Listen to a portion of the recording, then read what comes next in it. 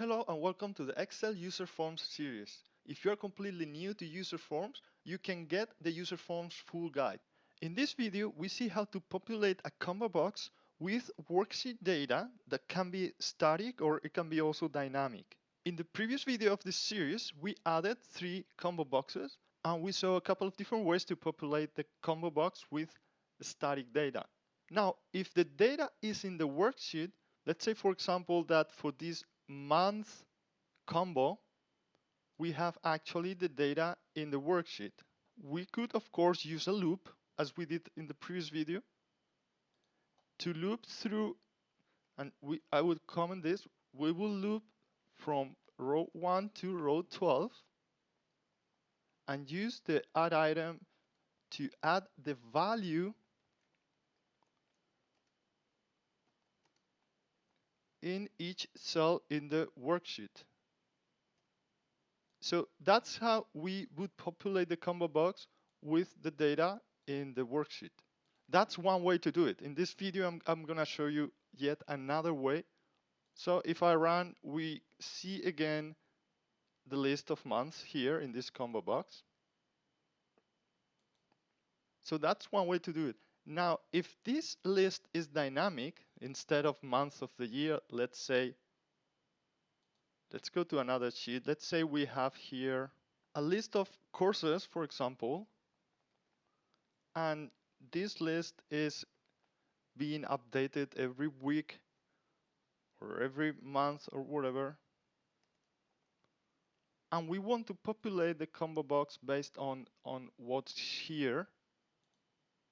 Using this same approach, let me put it maybe down here. So we're gonna have a new combo box. Let's call it CB course. One way would be, again, using a loop.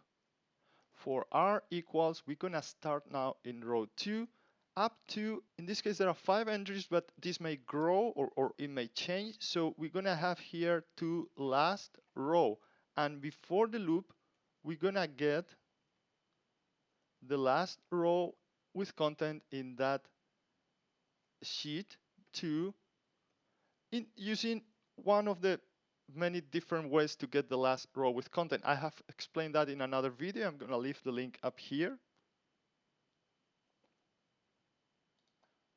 Then we would use again the add item to add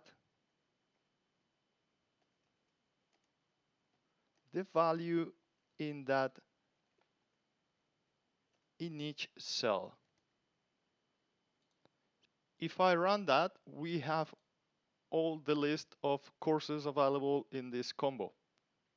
But there's another way to do this, which is using the row source property.